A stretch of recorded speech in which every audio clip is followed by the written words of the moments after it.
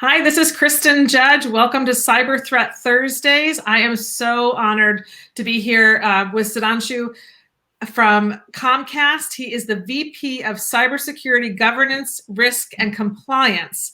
And I have to say that Comcast was one of the first private sector partners that we had at the Cybercrime Support Network. So we literally would not be here helping people if it was not for Comcast support way back in the beginning. So thank you so much for being here. I really appreciate the support of Comcast and for you taking time out to talk to us today about COVID-19 and cybersecurity. So take it away. Please share a little bit about yourself, and then we'll have a nice talk. Great. Well, thanks very much for having me, Kristin. It's really great to be here with you.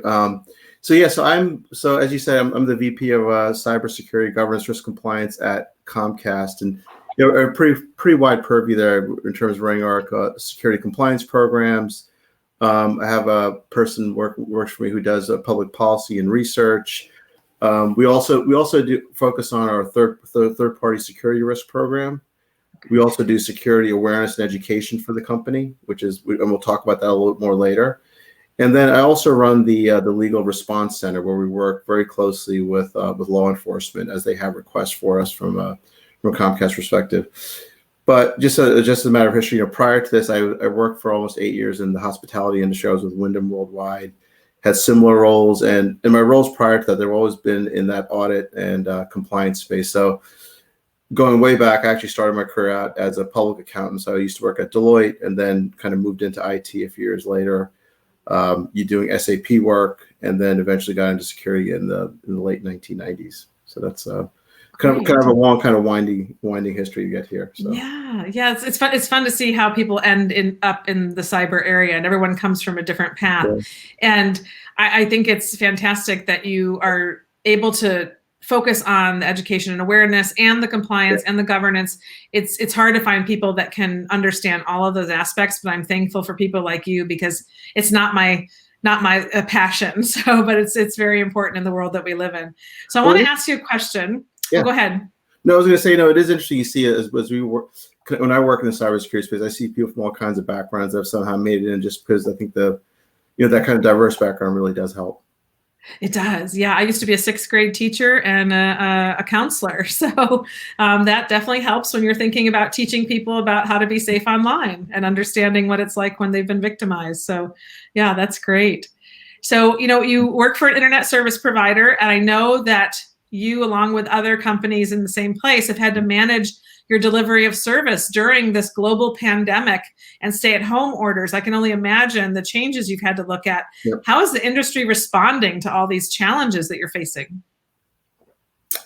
Well, I mean, one of the big things, obviously, that people are, people working from home.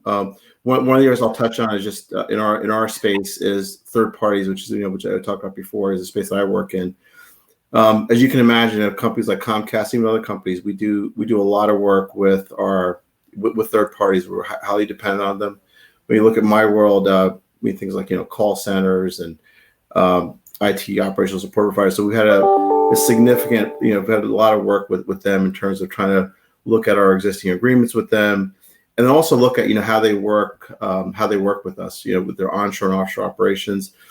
One of the things really interesting is that it's really put a spotlight on just looking at their own resiliency. In the past, you kind of you don't really think much about, well, if everybody's if the office just wasn't available, what would you do? Well, now it's here, right? So you're in a position where you're not working in the office, and your support providers, like your IT operations folks, call centers, have been forced to work from home, and not just here, but in other countries as well, where connectivity isn't always the best either. So we have to work through that, a lot of, like I said, legal agreements, and then just the operational side of it, and making sure that, to the extent that people are even working from home, how are we making sure that they connect to us in a secure way and still not have any issues with kind of compromising the data that we deem to be sensitive. So we had to, there's been a lot of work, and there was a lot of work right in the very beginning into mobilizing, just because we didn't want to really miss a beat with our own customers. We still want to obviously provide the right level of service, and but again, a lot of work, working jointly with IT, obviously the rest of our security team, and then other kind of business partners within Comcast. Yeah, you had a twofold issue compared to most people in security. They just had to get their staff home and work from home. But you not only had to get your staff to work from home, you had to get the rest of the country to help with work from home for all your customers. So, that was a big lift for Comcast, I'm sure, and for others. But, you hear very little buzz about anybody having concerns, which is really great. I think that if there were big concerns, we would have heard. But I think the companies have done a fantastic job of taking on this mammoth problem. Yeah, they really have. And the nice thing is I think people are, one of the things that we've seen just as we work more from home, you kind of just see that there's a little bit of you have to really manage the separation between your home life and your work life. And we'll talk a little more about that security of the work from home, but still you kind of start seeing people's families, and it's a different thing. But I think from our perspective, people have been very understanding, and it's been really nice to see that transition. I think so too. So, you talked a little bit about vendor risk and third-party risk. So are there some things that you would recommend that companies are doing to make sure they manage that third-party risk? Oh, sure. So a couple of things there, right? When you look, one of the things that we took a hard look at was just the way they connect, right? So you got to look at the connectivity. If they're working from home, are they using the right types of devices? Are they using their own devices versus devices that we've issued that are more secure? And you also look at the agreements that you have with them. In some cases, you may need to amend those agreements to make sure that, from a legal perspective, both parties are adequately doing what they're supposed to be doing. So that was a big piece of it. And when you look at the numbers of providers we have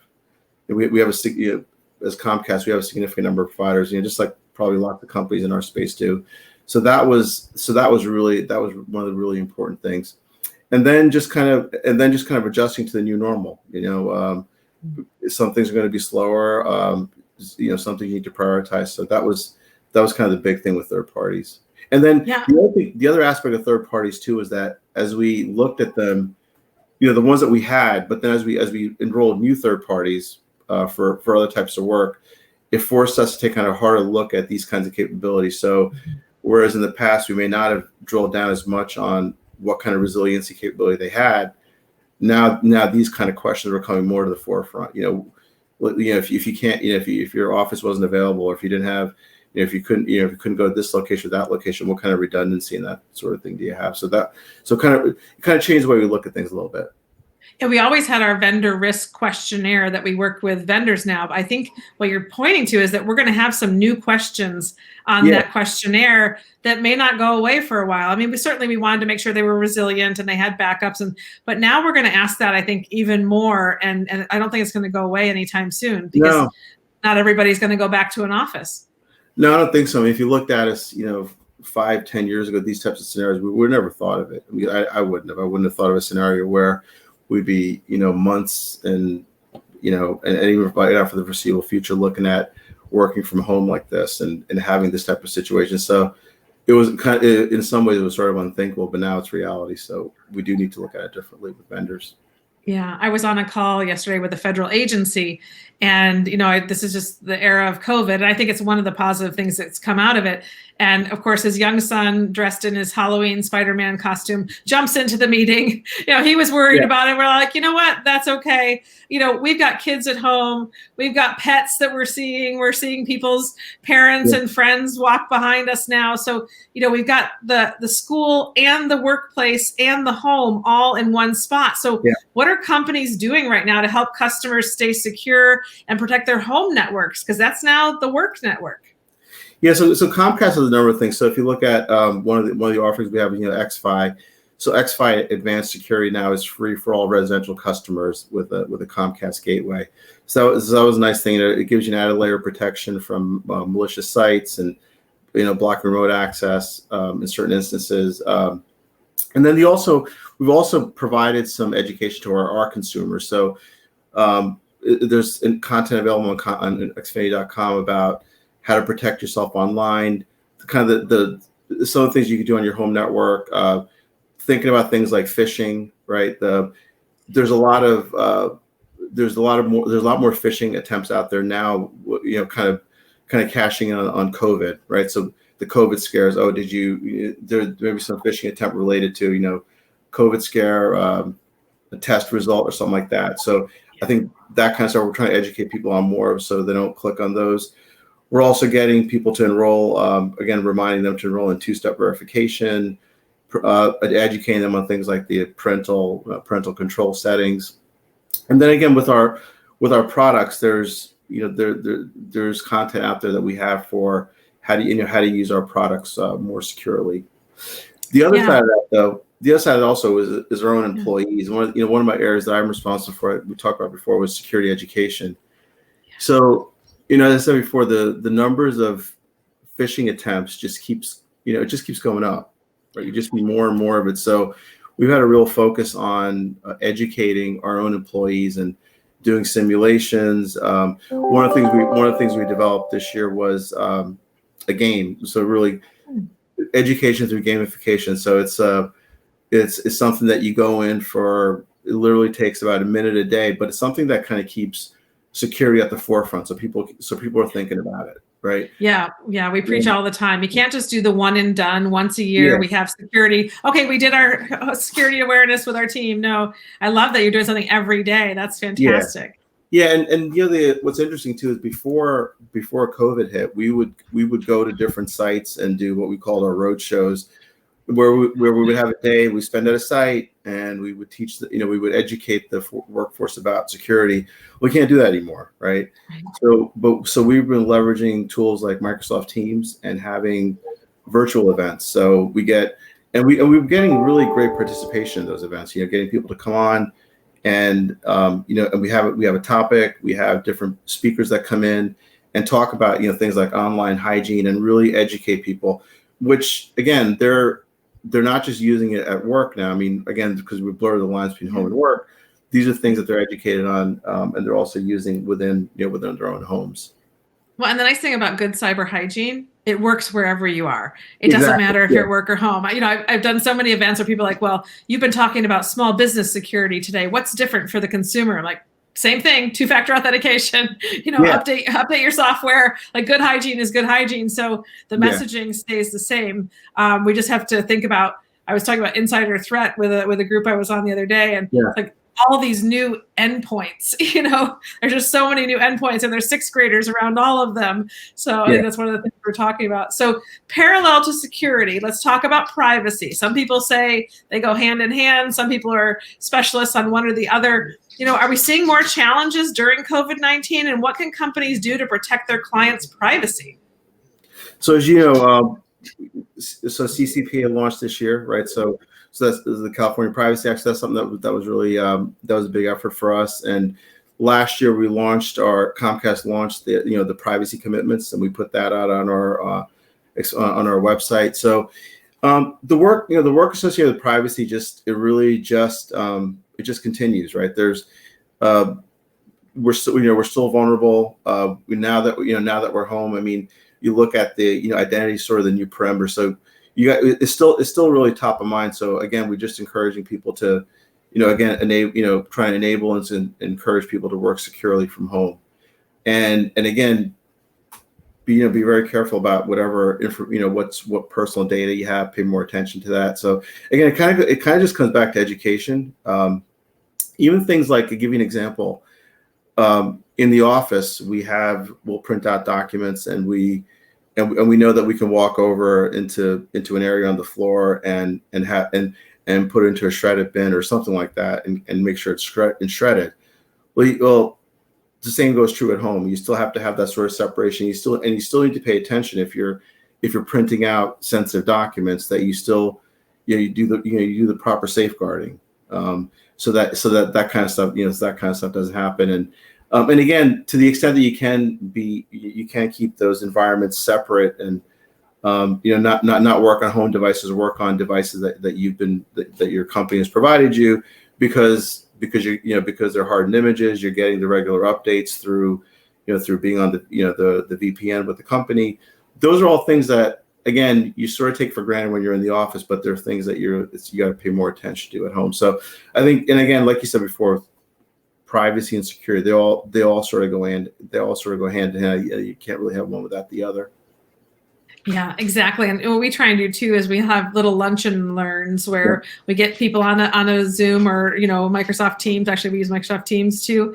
And we get people on a call and we just have 5 or 6 people at a time that'll drop by. We talk about something that we just learned and just share best practices, and people will share stories about, hey, I just learned this special thing that I can do on my computer. Did you guys know that this? And that's the best way to learn sometimes too, is just have people teach you their tricks. What makes your day easier on your email or whatever it may be. And so those conversations are important. Yeah, you bring up something really interesting. When you're in the office, you kind of have the water cooler conversations. You run into somebody in the hallway, and sometimes you learn these types of things. But now we're finding that this whole concept we brought about the lunch and learns, we do have them all the time now. We'll get people together, and it's a topic that somebody's interested in. In my own team alone, we do one at least once a month where we have different topics, and we get and people are really interested. We get great participation. Everybody shows up because people want to learn. Again, because you're not seeing them by accident anymore. Now it's scheduled time, and then you see them on a video or you hear them on a call. So it's interesting. People kind of coming together in different ways just because of the way we're working. Well, and we might be even more intentional about reaching out. I know when COVID first hit and everyone was staying home in our company, we just set up a lunchtime every day, Monday through Friday, for about a month, just because some people lived alone or were just caring for seniors in their lives and were just needed that connection. And we're already a remote company. Half my company I've never met in person. So, but having that time in the beginning, people really needed to just come together, see each other, talk about our dog or whatever it may be, and just have that connection. But I think now, we're getting used to it a little bit. It's going to be a little bit of a long haul. Someone is asking, I saw a little bit of a question in the chat here about two-factor authentication. This is something that's so near and dear to my heart. I've been working on two-factor authentication for about 10 years, going around the country, talking to people about, putting it, opting into it, talking to companies about making it required. Banks did it. So where do you see two-factor authentication going in the next couple of years? Are we going to get to a point where it's either always on or you have to opt out, or will we stop using SMS and email? Where do you see it going from where you sit?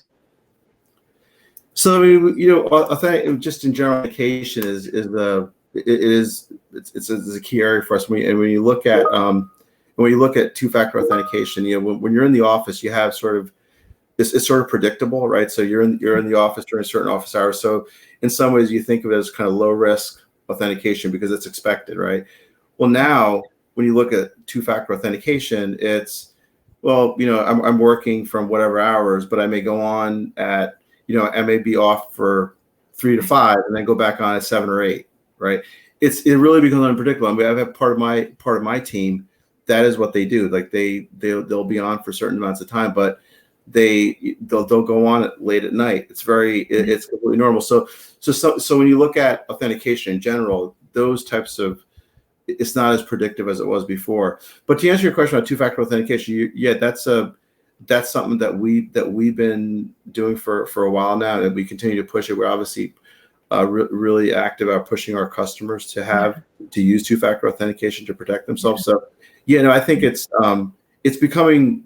I think it's becoming more I think it's definitely becoming more the norm, and people. It's not, at least from what I've seen, it's not as foreign to people. And when you tell them about it, they sort of get it. And actually now it's even easier because you can get your phone and you get a code on your phone. So it's right. And you're always carrying your phone with you, right? So you can always. Yeah. Well, and also it usually says you once they recognize that device, as long as you don't clear all your cookies then in your history, then it'll keep recognizing that voice. It's not like you have to put it in every 10 minutes when you go back to watch your TV on your computer. It's a lot easier than it used to be even 5 years ago. So, all right, one more question. I want to ask you one more question. So as Comcast continues to address all these disruptions, I don't think the winter is going to get any less disruptive in our lives. What are some of the biggest cybersecurity priorities you might have in the next few months as we look into the winter?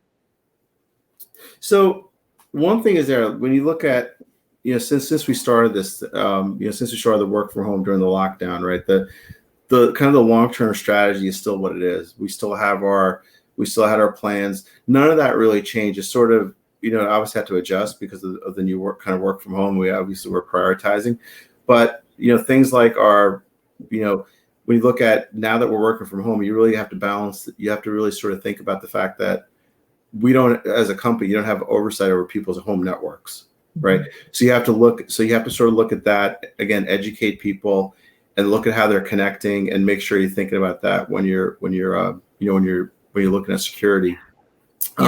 We're still going to continue to do our basic blocking and tackling type initiatives, things like security automation. One of the things I think will be near and dear to this audience, I think I said before that I work with I run the legal response center, and we work very closely with law enforcement. So one of the things that we're doing there is we have a portal for law enforcement to go on. So when you get things like, one of the things that's really sad to see, things like the child exploitation cases, right? It's easy for them to go on the portal, make their requests, and have a better turnaround time. But that's one of our really critical functions. So again, we continue to enhance that. We're continue to reach out to law enforcement to see how we can make their experience better, more efficient, faster. And then we also, like I said before, the other kind of our regular programs, whether it's things like the security awareness stuff that we're doing, other projects related to automation. In some cases, one of my teammates, he does security research. His team does research, and we're looking at products that meet our needs that aren't necessarily available in the marketplace. And they released this year. They talked at Black Hat about a tool called GitGuard, which discovers secrets in the public GitHub space. So things like those types of things are still happening, but obviously it's happening different, and sometimes you have to kind of adjust priorities. So that's really the only thing. Yeah, thank you. Well, it's just so great to have this chance to talk to you and spend some time learning from you. Sudhanshu, thank you for taking time to be with me and talk about the threats that we're seeing based on COVID. I want to make sure too that we tell people about fraudsupport.org, which is our victim-facing website. We appreciate your support for that. It's a great site where people can go and learn how to report, recover, and then reinforce their security. And we do talk about a lot of the educational materials that you have on there and help steer people to the right place. So I've been so thankful to work with so many private companies that understand this is a public-private issue that we have to come together on. And we have competitors sitting down at the same table and working towards the same problems and fixing things together, because especially working with law enforcement, no one can do it on their own. And so I really appreciate all the work that you do there. So as the VP of Cybersecurity Governance, Risk, and Compliance at Comcast, I'm not sure how you sleep at night, but that's a lot of things to have on your plate. But I know you have an incredible team that works with you. And thank you so much for spending time with me today on Cyber Threat Thursday. I'm Kristin Judge from the Cybercrime Support Network, and stay in touch.